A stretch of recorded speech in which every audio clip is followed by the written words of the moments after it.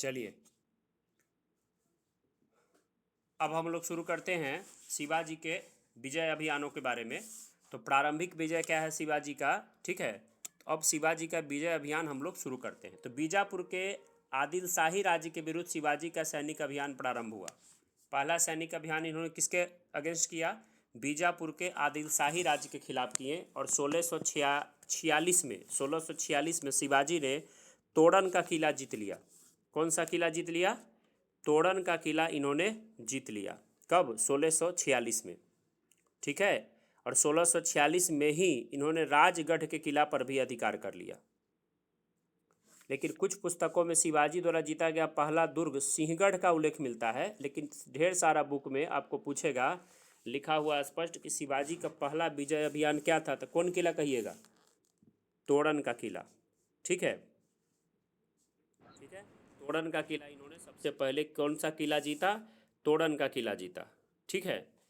फिर इनका जो है कोंकण प्रदेश की विजय 1657 काफ़ी इंपॉर्टेंट है, क्योंकि 1657 में उत्तराधिकार का युद्ध जब छिड़ गया, औरंगजेब दक्षिण से उत्तरी भारत आ गया।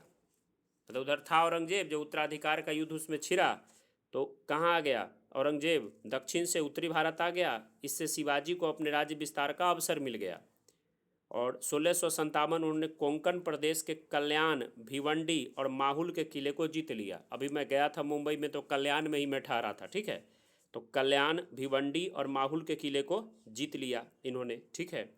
और उन्होंने नौसेना के निर्माण की ओर अपना ध्यान दिया। नौसेना भी बना के रखे थे शिवाजी, ठीक है। तो और कोंकण क्षेत्र से ही जंजीरा के सिदियों का राज था। तो शिवाजी कोंकण प्रदेश पर तो ज़्यादा समय तक अधिकार न रख सके, परंतु जंजीरा के सिदियों को अपने आधिपत्य में लेने में सफल रहे।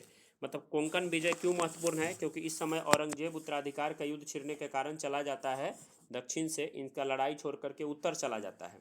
इसका फ़ायदा उठा करके वो कोंकण के प्रदेश के मुख्यतः कल्याण, भिवंडी और माहुल के किलों को जीत लेते हैं। बस इतना बात याद रखिए। अब इंटरेस्टिंग फैक्ट में आते हैं। तो फैक्ट ये है कि अफजल खां की हत्या काफ़ी इंपॉर्टेंट है। अफजल खां की हत्या, तो शिवाजी की शक्ति जो लगातार बढ़ रही थी, तो बीजापुर का जो सुल्तान था 1659 में अपने प्रधान सेनापति अफजल खां को शिवाजी के विरुद्ध भेजता है। कहाँ का सुल्तान? बीजापुर का सुल्तान 1659 में अपने प्रधान सेनापति, जिसका नाम क्या रहता है? अफजल खां, को भेजता है कि शिवाजी को जाओ धूल चटा के आओ, ठीक है। तो बड़े दरबार में अफजल खां ने सेखी बघाड़ी कि वह अपने घोड़े से बिना उतरे ही उस पहाड़ी चूहे को बंदी बना लेगा। जब अफजल खां को बीजापुर के सुल्तान ने कहा कि जाओ शिवाजी को मार करके आओ, उसको सजा दे करके आओ, तो अफजल खां हवाबाज था। हवाबाजी क्या किया कि अपने घोड़े से उतरूंगा नहीं, अपने घोड़े से बिना उतरे ही उस पहाड़ी चूहे को बंदी बना लूँगा। पहाड़ी चूहा उनको कौन उपाधि दिया था? औरंगजेब। ये मत कहिएगा जे अफजल खां ने पहाड़ी चूहा कहा था। जब आपके एग्ज़ाम में पूछे जो उनको पहाड़ी चूहा कौन कहा था, तो क्या कहिएगा? औरंगजेब उनको उपाधि दिया था शिवाजी को पहाड़ी चूहा का। तो इन दिनों शिवाजी प्रतापगढ़ के पहाड़ी दुर्ग में रह रहे थे। कहाँ रहे थे?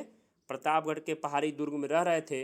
अतः अफजल खां ने कृष्ण जी भास्कर नामक दूत के हाथ यह संधि उनके पास भेजा, ठीक है।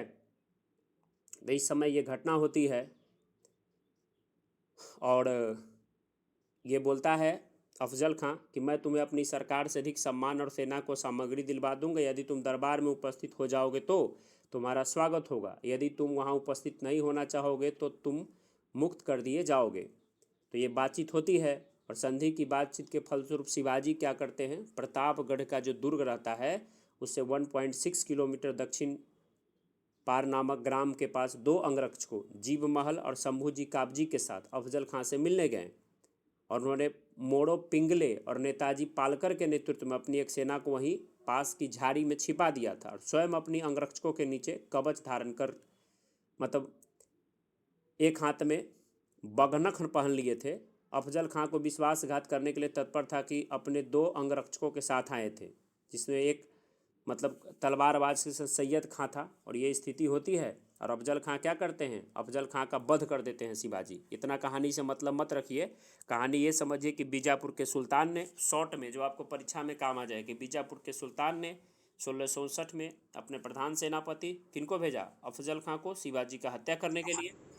और अफजल खां क्या हवाबाजी किया कि अपने घोड़ा से उतरे बिना ही उस पहाड़ी चूहे को बंदी बना लूँगा, और अंत में उस अफजल खां का शिवाजी हत्या कर देते हैं। अफजल खां का हत्या कौन करता है? एग्जाम में बार बार पूछता है, तो क्या कहिएगा? शिवाजी। अब शिवाजी के जीवन का दूसरा पार्ट देखते हैं, शाइस्ता खां से इनका संघर्ष देखते हैं। तो शिवाजी की लगातार जो सफलता था, इससे भयभीत औरंगजेब हो गया, और औरंगजेब ने 1659 में ही अपने मामा, औरंगजेब के मामा का नाम क्या था? शाइस्ता खां। शाइस्ता खां को दक्षिण का सूबेदार बना करके शिवाजी का दमन करने के लिए भेजा। तो उसने बीजापुर के सुल्तान से गठबंधन करके पूना, चाकन, कल्याण और यहाँ तक कि संपूर्ण उत्तरी कोंकण के दुर्ग पे अधिकार कर लिया। कौन? शाइस्ता खां। किससे दोस्ती करके? बीजापुर के सुल्तान से मिल करके। ठीक है, शाइस्ता खां कौन था? औरंगजेब का मामा था। तो इसने भेजा, औरंगजेब ने अपने मामा को कि जाइए मामा श्री और भेंट शिवाजी से मिल करके आइए, धूल चटाइए। तो बीजापुर के सुल्तान से दोस्ती कर लिया, पूना, चाकन, कल्याण सब कुछ छीन लिया उनसे। और कहानी क्या था? वर्षा ऋतु का टाइम था। वर्षा ऋतु के आने पर शाइस्ता खां पूना में ठहर गया। कहाँ ठहर गया? पूना में।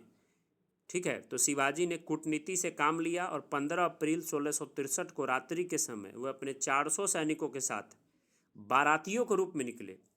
किस रूप में निकले? बाराती के रूप में। ठीक है, और उस महल में प्रवेश कर गए जहां शाइस्ता खां निवास कर रहा था पूना में। एकाएक हमले से शाइस्ता खां घबरा गया, जल्दी से खिड़की के रास्ते भाग खड़ा हुआ। शिवाजी की तलवार के प्रहार से उसका एक अंगूठा कट गया और उसका पुत्र अब्दुल्ला फतेह खां और अन्य मुगल सैनिक मौत के घाट उतार दिए गए। इस घटना से मुगलों की प्रतिष्ठा को बड़ा धक्का लगा और औरंगजेब ने शाइस्ता खां को 1663 में दक्षिण से बंगाल भेज दिया और दक्षिण में अपने पुत्र मुअज्जम को सूबेदार बना दिया। ये कहानी समझ गए? अफजल खां का हत्या समझ गए? अफजल खां किसका सेनापति था? बीजापुर के सुल्तान का। तो उसका हत्या कर दिया गया।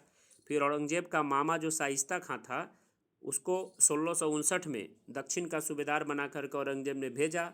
शाइस्ता खां किससे दोस्ती कर लिया? बीजापुर के सुल्तान से, और शिवाजी से पूना, चाकन, कल्याण ये सब कुछ छीन लिया। तो वर्षा ऋतु का टाइम था। शाइस्ता खां समझा था कि सब छीन लिए हैं, हमको किसका डर है, मज़े से सोए हुए हैं, औरंगजेब मेरा भांजा है, जब कहेंगे तब तमाशा लग जाएगा, खेल हो जाएगा क्या। सोया हुआ था रात में पूना में। शिवाजी 400 सैनिकों को बाराती का रूप दे दिए, बाराती का रूप दे करके लाए, अचानक अटैक किए। अचानक अटैक किए तो भागा भगी चालू हो गया। ये जो है शाइस्ता खां भागा तो इसका औंठे कट गया, इसका औंठे कट गया। तलवार से शिवाजी जो अटैक किए तो भागने में तो सफल रहा ही।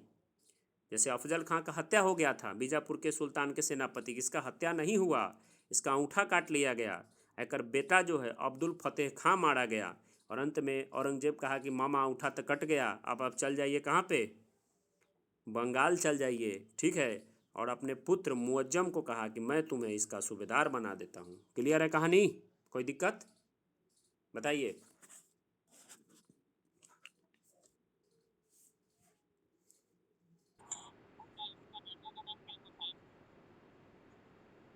अब्दुल फतेह खां बस कहानी है, कभी आपके एग्जाम में नहीं पूछेगा। ठीक है, सूरत को शिवाजी ने कितनी बार लूटा? प्रश्न ये है कि सूरत को शिवाजी लूटते थे, सूरत को खूब पैसा था, और आपको पता है कि सूरत महाराष्ट्र 1960 तक तो एक ही था, कल मैंने पॉलिटी में बताया। तो सूरत को 3 बार लूटा इन्होंने, जबकि लूसेंट वगैरह में देता है कि 2 बार लूटा, लेकिन 2 बार जम करके लूटे थे, एक बार प्रयास किए थे, तीसरी बार भी। तो आइए सूरत की पहली लूट देखते हैं। शाइस्ता खां को परास्त करने के बाद शिवाजी जो है जनवरी 1664 में पश्चिमी तट पर स्थित सूरत बंदरगाह पर लूटने के दृष्टि से धावा बोल दिए। सूरत बंदरगाह को बोले कि लूटेंगे और उस पर अटैक कर दिए। ठीक है, और गवर्नर इनायत खान ने नगर से भागकर किले में शरण ले लिया। वहाँ का गवर्नर भागा डरे शिवाजी के अटैक से। तो शिवाजी पहला अटैक कब किए सूरत में? 1664 में। और नगर के जो सेठ साहूकार थे उनको खूब लूट लिए। अंग्रेज और डच कोई कोठी को कोई हानि नहीं पहुंचाए। किसको लूटे शिवाजी जाके? सेठ साहूकार को। इस समय अंग्रेजी कोठी का अध्यक्ष सर जॉर्ज ऑक्सडाइन था। इस लूट में शिवाजी को 1 करोड़ से अधिक रुपया मिला था। कितना रुपया मिला था शिवाजी को? 1 करोड़ से अधिक रुपया मिला था इस समय। 1664 में 1 करोड़ रुपया अभी का कितना होगा बताइए? 1664 1000 करोड़ कन्फर्म होगा। एक अंग्रेज इतिहासकार ने कहा है कि शिवाजी सब चीज़ें छोड़ करके केवल सोना, चांदी, हीरा, मोती और वैसा ही मूल्यवान सामान लेकर के गए। क्या ले गए शिवाजी सूरत से लूट करके 1664 में? सोना, चांदी, हीरा, मोती, यही सब लूटे। ठीक है। अब जब 1664 में शिवाजी किसको लूट लिए? सूरत को। सूरत का जब शिवाजी लूट लिए, तो औरंगजेब का माथा जो है गर्म हो गया। औरंगजेब कहा कि बड़ी गड़बड़ हो रहा है, पूरा सोना चांदी हीरा मोती लूट हो रहा है, हम बैठ के कुछ नहीं करेंगे। और शाइस्ता खां का, औरंगजेब के मामा का क्या कहानी है आप लोग को तो बढ़िया से पता है। मामा कहाँ भाग गए उठा कटवा के? बंगाल भाग गए। बंगलिनिया वाला गाना गाने लगे भाग के बेचारे। और सूरत का लूट हो गया। तो औरंगजेब को अब कहा कि मुझे कोई बड़ा सा उपाय करना पड़ेगा। औरंगजेब ने 1665 में एकदम VVI पुरंदर की संधि, परीक्षा में बहुत पूछता है, कौन सा संधि? पुरंदर की संधि। तो शिवाजी का दमन करने के लिए आमेर के मिर्जा राजा जयसिंह को भेज दिया। आमेर के मिर्जा राजा किसको भेजा? अब औरंगजेब ने जयसिंह को भेजा। और वो आया जयसिंह, उसने पुरंदर का घेरा डाल दिया और मुगल सेना ने मराठों के गांव और खेतों को उजाड़ दिया पूरी तरह से। भयंकर गोलीबारी, वज्रपात हुआ। ठीक है। और मराठा सेनापति एक थे जिनका नाम था मुरार बीजा प्रभु। मुरार बीजा प्रभु बेचारे 600 आदमी सहित वीरगति को प्राप्त हो गए। 600 आदमी सहित मराठे को एक साथ मार दिया, पूरा लूटपाट मचा दिया। मिर्जा राजा अजय सिंह को जो भेजा था इन्होंने, औरंगजेब ने, जय सिंह एकदम तबाही मचा दिया। तो शिवाजी को जय सिंह के सामने क्या करना पड़ा? घुटना टेकना पड़ा। और इतना सारा जो इन्होंने इतना मेहनत से जीता था, सारा किला उला लगभग लगभग इन्होंने क्या किया? सरेंडर करने का काम किया। तो बातचीत के परिणाम स्वरूप पुरंदर की संधि होती है 22 जून 1665 को। बहुत पूछता है परीक्षा में कि पुरंदर की संधि कब हुई, तो क्या कहिएगा? 22 जून 1665 को पुरंदर की संधि हुई।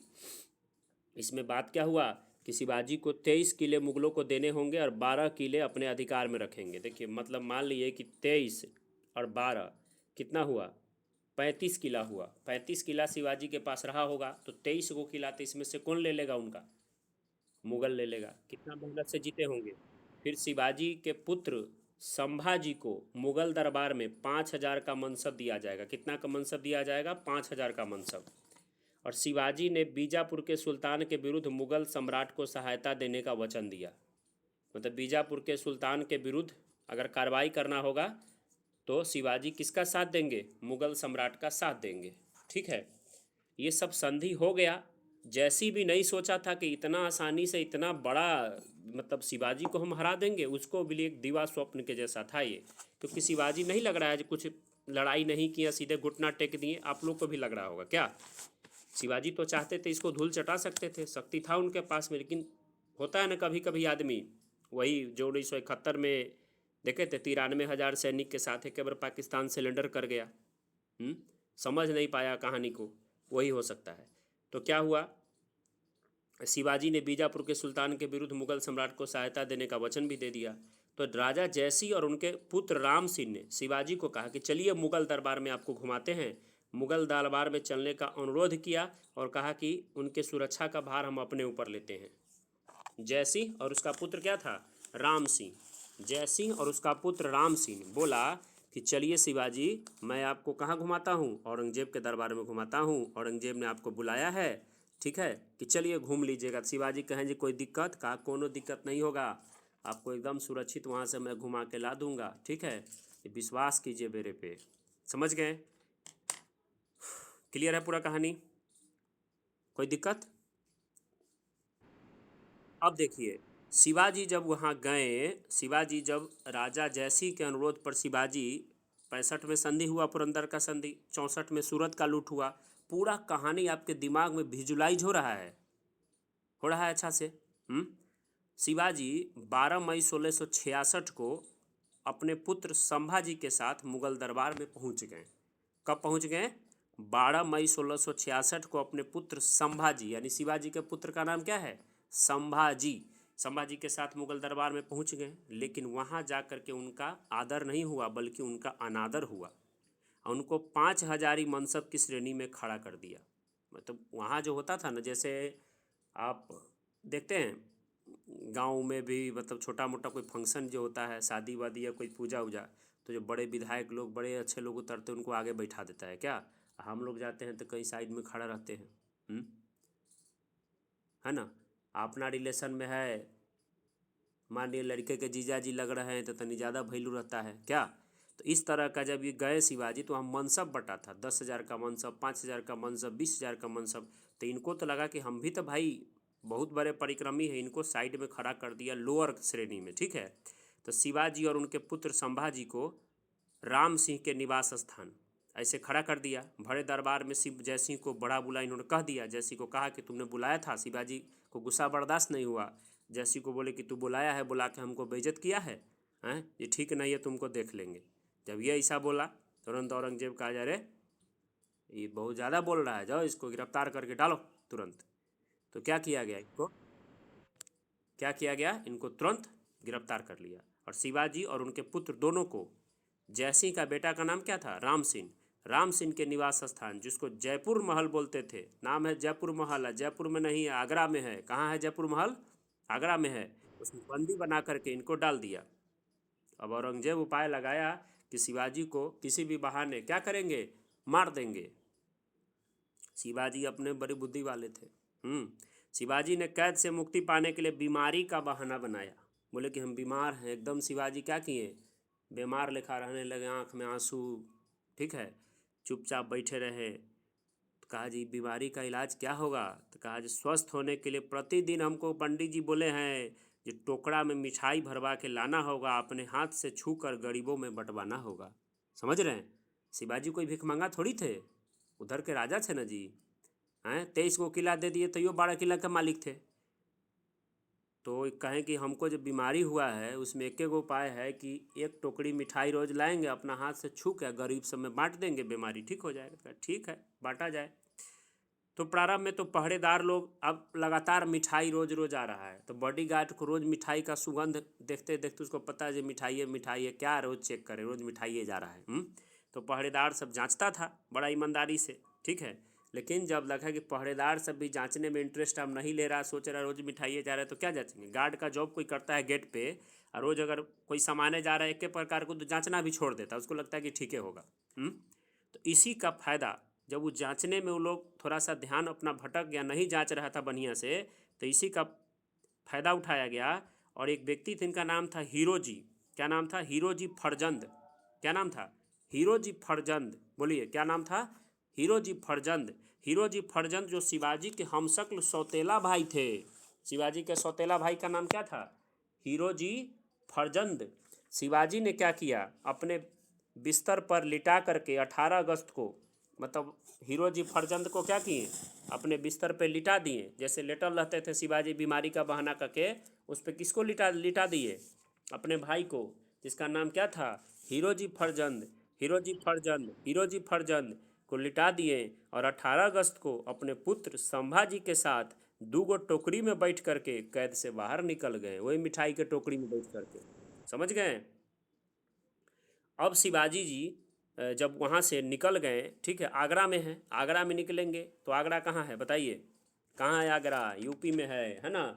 तो आगरा है यूपी में, और नाम क्या है, जयपुर महल जिसमें रहते थे। पूछेगा कहाँ कैद करके रखा गया था, किस महल में, तो कहिएगा जयपुर महल में। शिवाजी जब निकले आगरा में, तो कहे कि आए हैं तो तनी मथुरा काशी दर्शन भी हो जाए क्या। तो पहले मथुरा चले गए दर्शन करने, और वहाँ से साधु का भेष बना करके प्रयागराज भी घूम लिए, काशी घूमे, गोंडवाना घूमे, गोलकुंडा होते हुए 12 सितंबर 1666 को रायगढ़ पहुँच चुके हैं अपने इलाका पे। तो काशी, मथुरा, प्रयाग, गोलकुंडा सब घूमते हुए 12 सितंबर 1666 को रायगढ़ पहुंच गए। ठीक है, इस प्रकार शिवाजी की आगरा यात्रा निरर्थक सिद्ध हुई, परंतु उन्होंने एक रोमांचकारी इतिहास का निर्माण किया। 1668 में दक्षिण के मुगल सूबेदार युवराज मुअज्जम से शिवाजी को गजब की संधि हो गई। मुअज्जम को पता है ना, मुअज्जम किसका बेटा है? औरंगजेब का। और मुअज्जम से इन्होंने कौन सा संधि किया 1668 में? गजब की संधि। पूछ देगा परीक्षा में, गजब के संधि किसके किसके बीच, तो गजब गजब के आंसर लगाएगा बच्चा सब। क्या सुधी दी? गजब का संधि किसके किसके बीच हुआ? आप लोग का गलती तो नहीं होगा, आप लोग छोड़ दीजिएगा इस सवाल सबको। रोमन भाई तो इस सवाल सबको धूल चटा देंगे।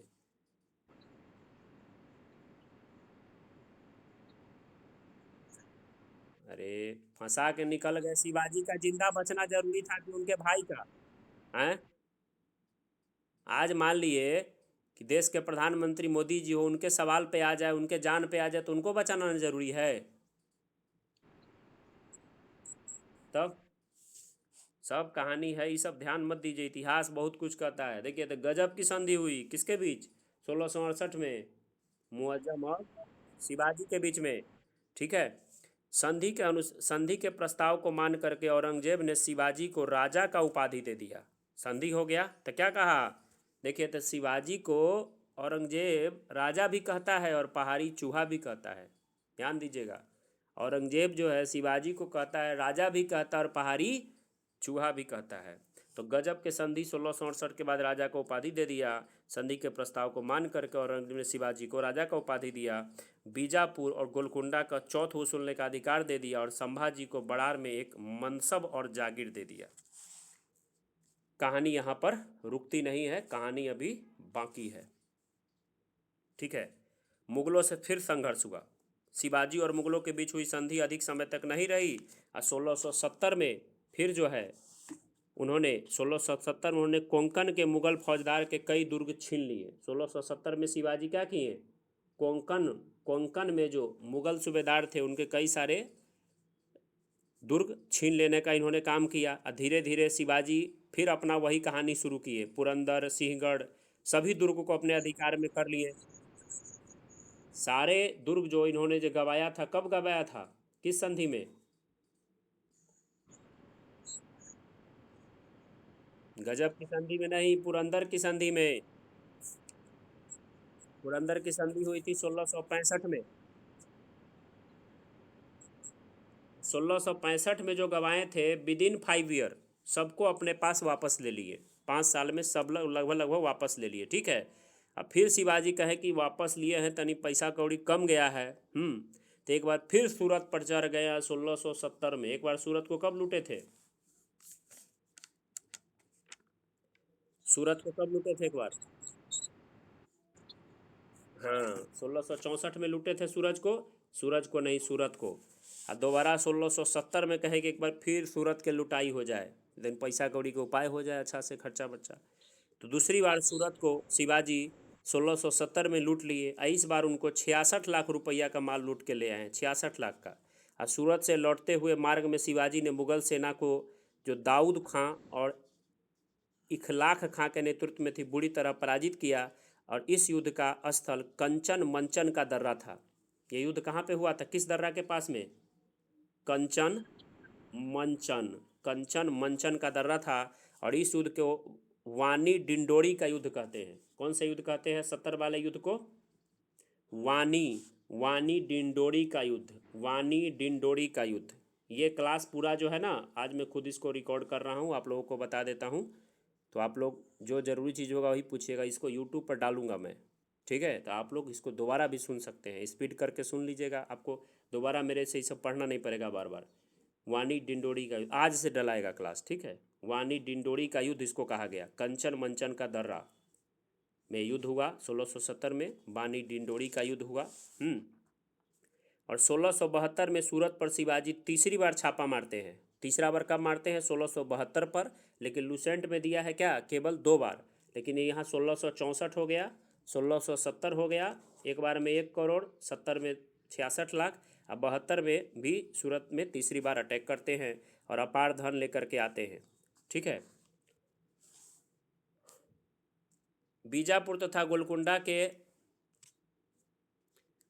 के राज्यों को बीजापुर तथा गोलकुंडा के राज्यों को उन्होंने वार्षिक कर देना आरंभ कर दिया, जिससे वे उनकी प्रजा को न लूट सके। इस प्रकार 4 वर्ष की अल्प आयु में 1670 से 1674 में शिवाजी ने अपनी खोई हुई शक्ति को पुनः प्राप्त करने से अपने लिए एक विशाल साम्राज्य अर्जित कर लिया। बीजापुर और गोलकुंडा